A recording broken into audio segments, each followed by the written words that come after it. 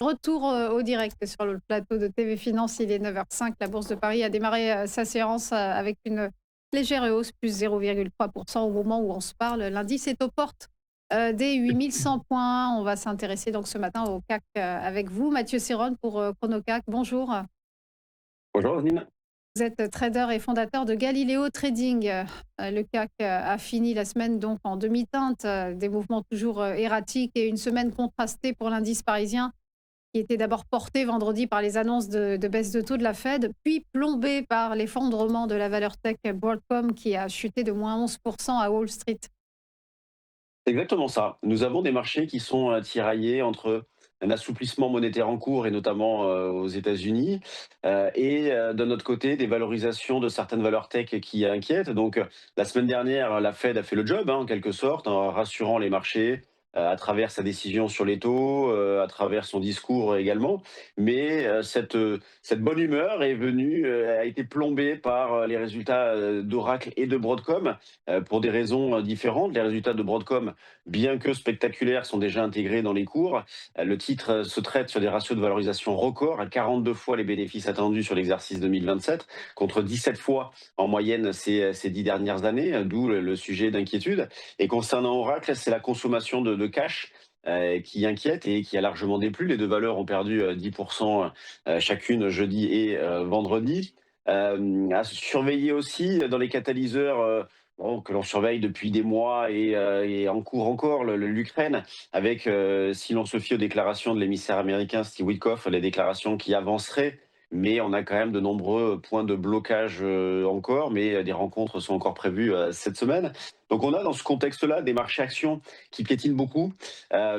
Si on prend le CAC, eh bien, nous évoluons entre les mêmes bornes depuis le début du mois de mai. On en parle chaque semaine ici. Il y a rien de neuf. Donc, il n'y a rien de nouveau en ce qui concerne la stratégie également, en tout cas ma stratégie, à savoir, eh bien, la tendance de fond reste haussière. Je surveille toujours la zone à minima des 7 750 et sinon surtout les 7 500, considérant que tant qu'on est au-dessus, eh bien, on a une tendance haussière qui n'est pas encore infirmée, hein, qui reste toujours valable. Et à court terme, nous avons un enchaînement de biais haussiers, de biais baissiers, au gré de l'humeur des marchés. Donc là, je considère que le biais est haussier. Je le prends comme pivot, et c'est le niveau que j'avais proposé 8000, la zone 8000-8020 comme pivot, qui a bien fonctionné d'ailleurs.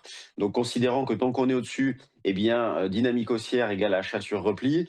8040, 8060, c'est la zone sur laquelle je vais essayer d'acheter en ce début de séance. Pour l'instant, on est à 8106 sur le contrat futur décembre. À souligner que cette semaine, c'est la semaine de l'échéance. Nous allons avoir les expirations de bon nombre de futurs, d'options, vendredi, donc à différentes heures de la journée, donc avec des considérations techniques qui devraient être assez fortes. Généralement, dans ces semaines-là, et notamment dans ces séances-là, je parle de la séance de vendredi, le jour de l'échéance, on peut avoir de la nervosité sur les marchés. Donc, vous allez avoir mécaniquement des volumes qui vont augmenter un petit peu partout, mais cela ne laisse en rien présager de la suite. Ce sont vraiment des positions qui seront débouclées sur l'échéance en cours et ouvertes sur l'échéance suivante.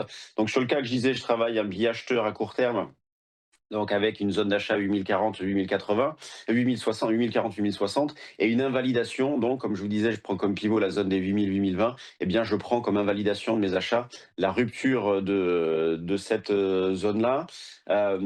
Concernant les catalyseurs aussi, cette semaine à surveiller de près, après la Fed, la semaine dernière, nous avons d'autres banques centrales qui vont se prononcer sur leur taux, notamment la Banque centrale européenne jeudi. Précédemment, nous aurons eu la Banque d'Angleterre, et à surveiller de près également, puisque ça peut créer quelques remous, la décision de la Banque du Japon, donc dans la nuit de jeudi à vendredi, enfin vendredi matin extrêmement tôt.